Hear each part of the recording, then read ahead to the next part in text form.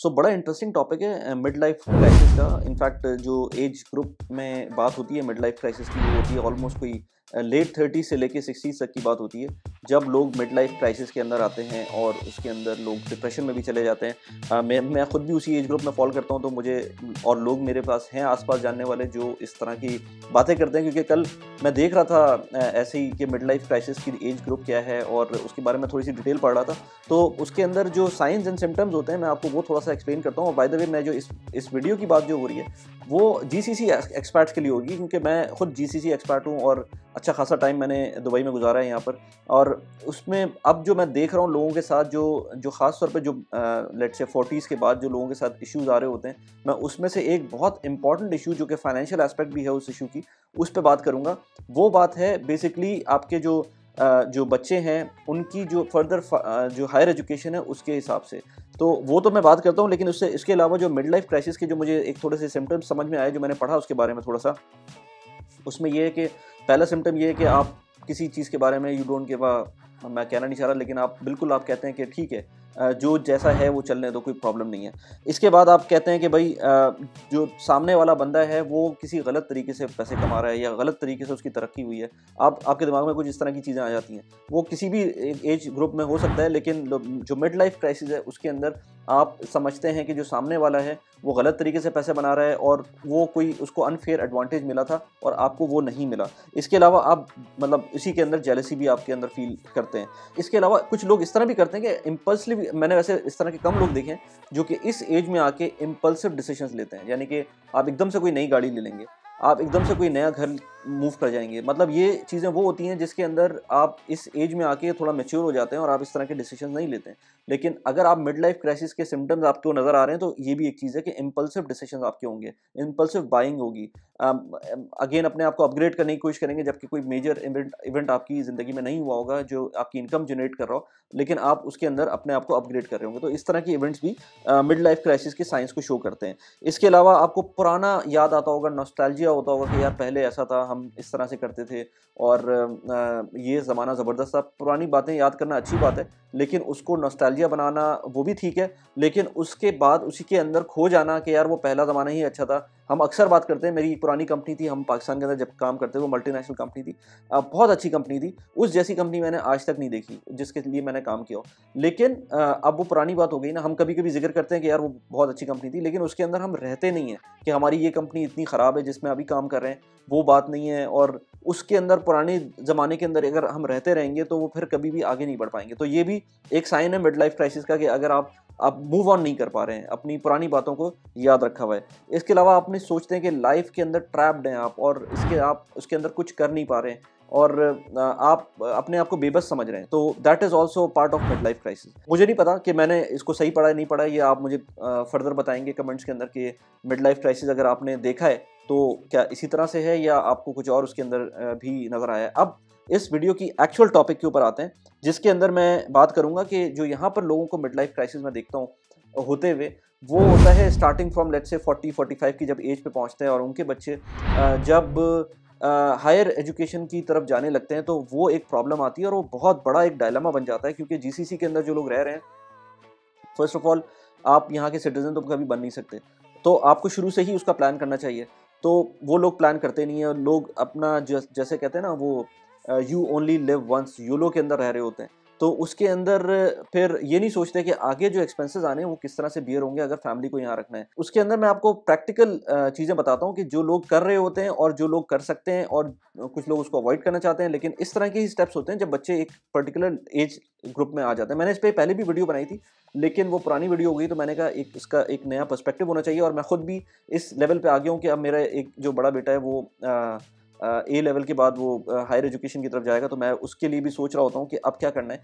तो मैं कुछ उसमें पॉइंटर्स आपको बताता हूँ कि जो लोग होते हैं ना कि लेट से उनको पता है कि पाकिस्तान वापस जाना है या लेट से इंडिया वापस जाना है या किसी भी मुल्क वापस जाना है, तो जहाँ पर वो आप हैं आप उसको उसी हिसाब से प्रिपेयर करें। फिर आपको क्लास 9 के बाद भेज देना चाहिए फैमिली को वापस, क्योंकि अदरवाइज़ आप जितना डिले करेंगे उतना ही प्रॉब्लम में आएंगे। क्लास 9 में आप भेज देंगे, वो वहाँ से अकस्टम हो जाएंगे और फिर वहाँ से उसके बाद फर्दर कैरी ऑन करेंगे।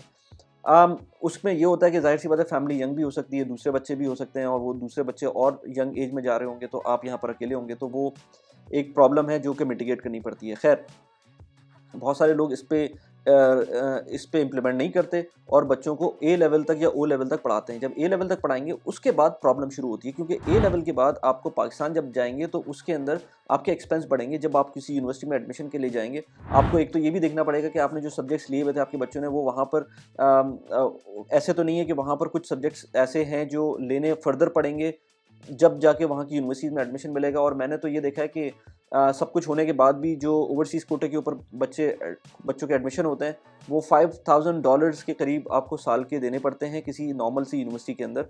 नॉर्मल अच्छी यूनिवर्सिटी के अंदर भी देने पड़ते हैं इतने। ऐसा नहीं है कि आपके पास ग्रेड्स नहीं होंगे, ग्रेड्स होने के बाद आपको ये इतने पैसे देने पड़ेंगे। इसके अलावा जो मेडिकल की एजुकेशन होती है वो और एक्सपेंसिव होती है। वो ऑलमोस्ट कोई 12,000, 15,000, $20,000 के करीब साल की भी जा सकती है, बल्कि इससे भी ज़्यादा की जा सकती है कुछ यूनिवर्सिटीज़ के अंदर। तो वो एक अलग एक्सपेंस है। तो ये जो यूनिवर्सिटी के एक्सपेंस है ये अपनी जगह पर होते हैं। अच्छा, इसके बाद एक और अपॉर्चुनिटी आपके पास ये होती है कि आप यहीं पर, लेट से आप सऊदीया में हैं तो फिर तो बहुत मुश्किल है, वैसे कुछ यूनिवर्सिटी वहाँ पर भी हैं, जैसे किंग फाहद यूनिवर्सिटी है या और डिफरेंट किस्म की यूनिवर्सिटीज़ हैं जहाँ पर आप जा सकते हैं। लेकिन अगर आप यूएई के अंदर हैं या सऊदीया में हैं और अपने बच्चों को जीसीसी कंट्रीज़ में ही रखना चाहते हैं, तो आप यहाँ पर यूएई के अंदर बहुत सारी ऐसी ब्रिटिश यूनिवर्सिटीज़ हैं जो आपको ऑप्शन दे रही होती हैं। उसके अंदर आपके पास ऑप्शन ये है कि आप ए लेवल्स के बाद आप उनको उन यूनिवर्सिटीज़ के अंदर भेज सकते हैं। उनकी फ़ीस अगेन बहुत ज़्यादा होती है, इवन आफ्टर स्कॉलरशिप वो कम नहीं होती है, बहुत ज़्यादा कम नहीं होती है, थोड़ी बहुत कम हो जाएगी।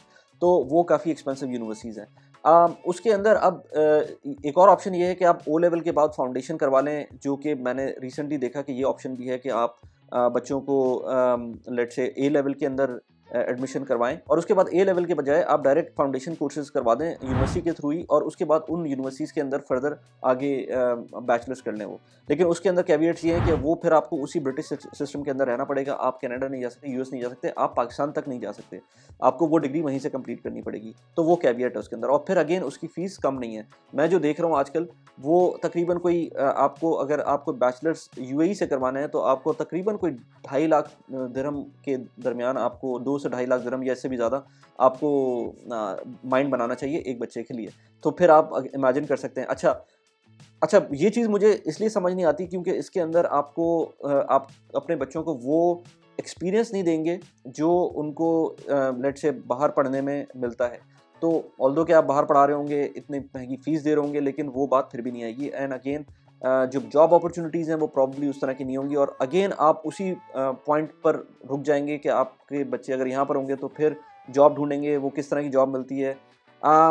मैंने बहुत सारे यंग लोगों को देखा है, फिर वो इवेंचुअली बाहर जाते हैं। तो बेहतर ये है कि पहले ही आप प्लान कर लें। जब इतने पैसे खर्च कर रहे हैं तो कनाडा, ऑस्ट्रेलिया देख सकते हैं। उसके अंदर आपको थोड़े से शायद इसमें एक्सपेंसिव पड़े, इससे ज़्यादा एक्सपेंसिव पड़े, लेकिन एटलीस्ट उसके बाद आपको एक पाथ नज़र आ रहा होगा, तो वो भी एक ऑप्शन है आपके पास। तो अच्छा, ये सारी चीज़ें मैं कर इसलिए रहा हूँ क्योंकि आजकल मैं बहुत सारे ऐसे लोगों से बात कर रहा हूँ जो इस सिनेरियो को देख रहे हैं और वाकई उनको प्रॉब्लम फेस करनी पड़ रही है कि वो किस तरह से फाइनेंस करें इन चीज़ों को, जो कि उन्होंने पहले सोचा नहीं था। तो अगर आप अभी ये वीडियो देख रहे हैं और आप यंग हैं, जो कि मुझे पता है कि आप 35-30 एज के होंगे, क्योंकि मेरी यूट्यूब एनालिटिक्स बता रही होती है कि इस एज ग्रुप के ज़्यादा लोग देख रहे होते हैं, तो आपके पास ज़्यादा टाइम नहीं है। वो नॉर्मली लोग 30 ईयर्स 35 ईयर्स के अंदर माइग्रेट कर जाते हैं। उसके बाद जैसे जैसे टाइम गुजरता है वैसे वैसे माइग्रेशन भी मुश्किल हो जाती है। तो अगेन मैं कहता हूँ कि प्लान आपको बहुत पहले से कर लेना चाहिए कि आपको क्या करना है, आपको यहाँ रहना है, क्योंकि लोग आते हैं 2-3 साल के लिए, रह जाते हैं पूरी ज़िंदगी, और उसके अंदर जो इतने इंपॉर्टेंट डिसीजन आ रहे होते हैं या इतने फाइनेंशियली इंटेंसिव डिसीजन आ रहे होते हैं जो आपको ट्रेन कर देते हैं।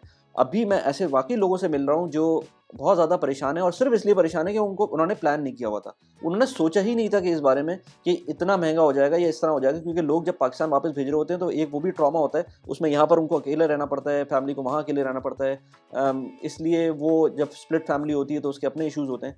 तो अपनी लाइफ को थोड़ा सा प्लान कर लें, और अगर इस तरह की चीज़ों में आपको इंटरेस्ट है तो मेरे चैनल को सब्सक्राइब कर लें। मैंने इस तरह की चीज़ों के ऊपर मल्टीपल वीडियोस बनाता रहता हूँ। मैं यूएई के अंदर रहता हूँ, जीसीसी कंट्रीज़ के अंदर मैंने और जगहों पर भी काम किया हुआ है। पर्सनल फाइनेंस पे मेरा अपना एक पैशन है जिसके ऊपर मैं बात करता हूँ।